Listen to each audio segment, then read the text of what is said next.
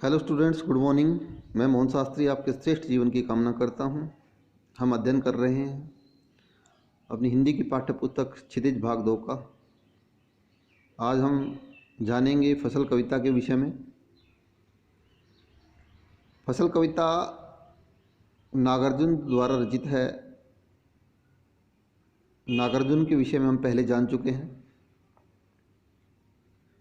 आइए जानते हैं फसल कविता के विषय में। इस कविता में कवि ने फसल के महत्व के बारे में बताया है कि फसल मनुष्य और प्रकृति के मिले हुए स्वरूप का चिन्ह है। कवि क्या कहता है? कवि कहता है, एक के नहीं, दो के नहीं, ढेर सारी नदियों के पानी का जादू है। इसमें नागार्जुन जी कहते हैं कि जो फसल है वो एक या दो नदियों के पानी का जादू नहीं, अपितु फसल ढेर सारी नदियों के पानी का जादू। अर्थात फसल को पैदा करने के लिए अनेक नदियाँ अपना सहयोग देती हैं। एक के नहीं, दो के नहीं, लाख लाख कोटि कोटि हाथों के स्पर्श की गरिमा है।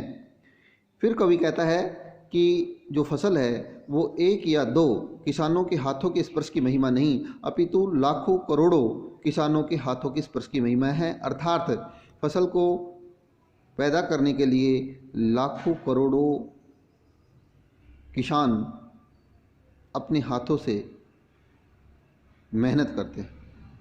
एक की नहीं, दो की नहीं, हजार हजार खेतों की मिट्टी का गुणधर्म। कवि आगे कहता है कि फसल एक या दो खेतों की मिट्टी का गुणधर्म नहीं, अपितु फसल हजारों हजार खेतों की मिट्टी का गुणधर्म। अर्थात हजारों हजारों खेतों की मिट्टी फसल को पैदा करने के लिए अपना मुख्य योगदान निभाती है। आगे कवि कहता है, फसल क्या है? इसमें प्रश्नात्मक शैली का प्रयोग है। फसल क्या है? स्वयं प्रश्न करता है कवि कि फसल क्या है।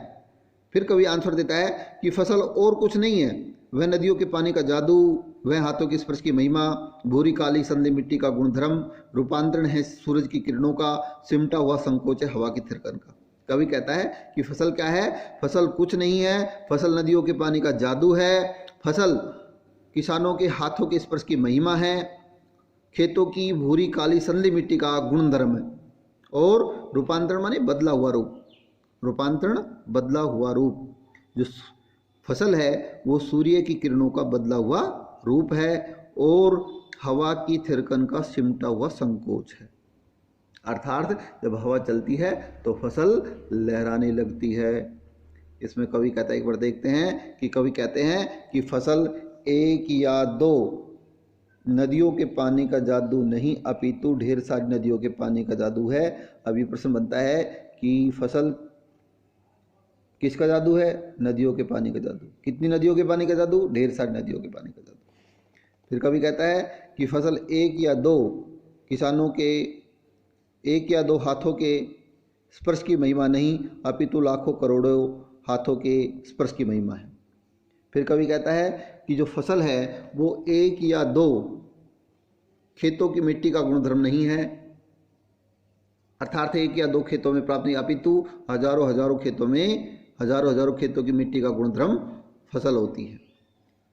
फसल क्या है? फिर कवि कहता है, फसल और कुछ नहीं है, फसल नदियों के पानी का जादू है, हाथों की स्पर्श की गरिमा है, महिमा है, और भूरी काली संधि मिट्टी का गुणधर्म है। सूरज की किरणों का बदला हुआ रूप है और हवा की थिरकन का सिमटा हुआ संकोच है। फसल क्या है? फसल नदियों के पानी का जादू है, फसल हाथों के स्पर्श की महिमा है, फसल भूरी काली संधि मिट्टी का गुणधर्म है, और फसल हवा की थिरकन का सिमटा हुआ संकोच है। इसमें प्रश्न बनता है कि फसल कितनी नदियों के पानी का जादू है? फसल ढेर सारी नदियों के पानी का जादू। फसल किनके स्पर्श की गरिमा है? फसल हजारों लाखों करोड़ों किसानों के हाथों की स्पर्श की गरिमा है। फसल कितने खेतों का गुणधर्म है? फसल हजारों हजारों खेतों के मिट्टी का गुणधर्म है। किसका बदला हुआ रूप है? फसल सूर्य की किरणों का बदला हुआ रूप है। इस कविता को ध्यान से सुनना है, पढ़ना है और अपनी फिर नोटबुक में इनके अभ्यास के प्रश्नों को करना है। धन्यवाद।